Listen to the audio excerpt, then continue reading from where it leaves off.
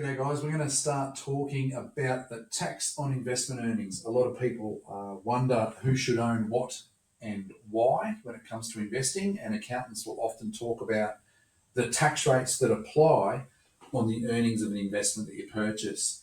So in this example, we're going to use a property, but it works equally the same for a share portfolio. We're not going to talk about added tax incentives of each of those different investments. We're just going to talk about what the general tax is on those investment earnings at a headline level.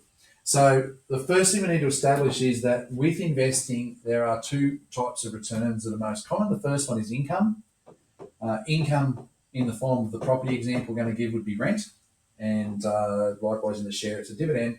And then we've got growth. Now the growth is the change in the price of that property, and that comes around upon sale. Okay, so when we sell that place, if we buy it for 500 grand, we sell it for $1 million, we've made $500,000, and that would be considered the capital gain.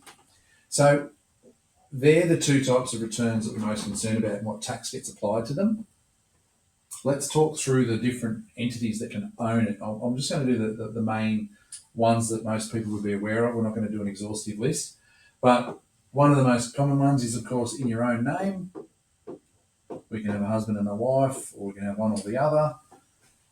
What we can do is own it in an investment company, so a company that holds your investments on your behalf. We also can have a family trust. That's a common one that a lot of people have, and a family trust is useful as it can pass tax down the lowest path of resistance. So it's a nice minimisation strategy. And the last one we've got is superannuation, but there are two halves to the super equation. There's super that's in accumulation phase or still building it up, and then there's superannuation that's in pension phase and we're drawing it down. So generally speaking, that is beyond the age of 60.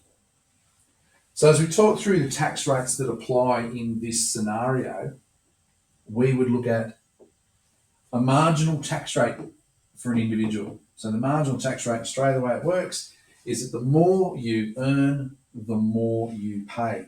So if you have a low income, you have a low rate of tax, you then earn a bit more, you'll step up a bracket and you'll start to pay a bit more. And eventually you can get as high as 47%. The average is much closer, sort of mid-30s. So 47% is the highest, and 35, something like that, might be around about an average. That hasn't been checked by the Australian Bureau of Statistics, but in our experience, people we're talking to about investing usually start at that and only get worse. Okay, so that's the income that you might be paying on the rent. Okay, we're not talking about after. This is after any deductions that have been applied. That's just the additional, the surplus cash flow that thing has generated. If we have an investment company that owns that property, we would have the rent coming into that company and it pays expenses. The profit on that would be taxed at 30%. An investment company pays 30%. A trading company would be 25%. So a small company in Australia that's trading and you might be operating a business via that, it would have a tax rate of 25% applied.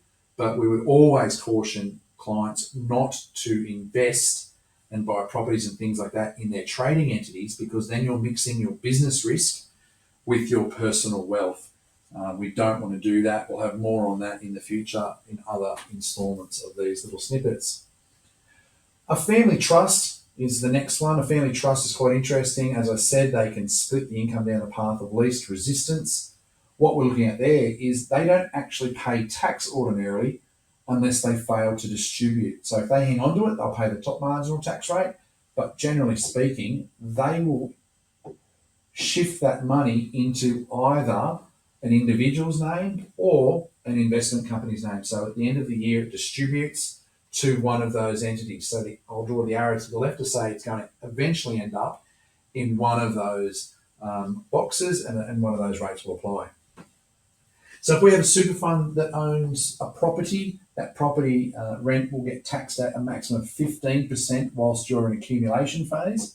So if you're building your money up and you're a 40-year-old and you've got that investment property in there, and it's rents stacking up, for every $100,000, you'll have $85,000 left over to go and reinvest or potentially pay off the debt attached to that home. So it's quite a low rate of tax there. You can imagine that looks attractive. Well, when you hit age 60, if you then go to pension phase, you then have the opportunity to enter into the tax-free realm under the current legislation. So that's fairly attractive for an investment strategy. I can imagine how attractive 47% is by comparison to zero. It's ugly, right? It's very unattractive. You're not going to want to do that. But there are some incentives and reasons as to why you might want to own that in your own name. The first one being access to the sale process of that property. If they're in super, you can't get to them, right? So we might need to have some money outside of super. That's on the income side of things. So that is on the income side of things. Let's talk about the growth. We've owned the property for a number of years. We're going to sell it off. The first thing we need to understand is if we own it in our own names and we've owned it for longer than a year, if we sell it for a profit, we then are able to attract a discount of 50% on that capital gains assessment. So using the example I had before, we bought it at 500,000, we sold it for $1 million, we now have a $500,000 profit. That would well and truly put us up into the top marginal tax bracket. We would have 50% of that growth free and 50% of that taxed at your marginal tax rate. So that mathematically is the equivalent of saying your growth is taxed at half the rate of your income. So if we apply it like that, we're sitting somewhere in here and maybe around there on average. But generally speaking, when we have that growth, it puts us up a bracket fairly fast. So you would expect that that average would climb very quickly. In the company, it doesn't matter if it is income or growth. It's all just taxed at the same rate. So we'd be sitting at 30%. The family trust is going to distribute that capital gain to somebody on the left or the company on the left, and then those rates would apply.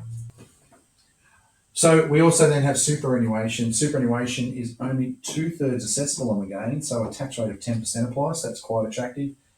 And then once again, 0% if we get beyond the age of 60. The main catch is if we're operating in this environment of tax-free super, so we're sitting over here in tax-free super in pension phase, if we're in that phase, we are required to take a pension payment out. So we have to turn the tap on with your money and we have to pay money out each year. The thought process behind that is from a government standpoint, you're not accumulating money in a zero tax environment, you're actually taking it out as time goes on and hopefully stimulating the economy, and that money goes on and we start to then get tax collected at the government level there. So it works in the end for the government, it's just a delay strategy. So when we look at that table, you can imagine owning things in your own name can be quite unattractive tax-wise. Owning things in super phase can be attractive, and in the pension phase, particularly of super, can be even more attractive. A general trend that you'll see is your advisor will be asking you to move your money that way as time goes on, and you're getting closer and closer to retirement. One of the best strategies that you can work on with your financial planner is having the right amount of money invested in your own name for pre-retirement savings and the right amount of money invested in your superannuation for your post-retirement phase, because the tax that you pay on your investment earnings really matters. Thanks for joining us.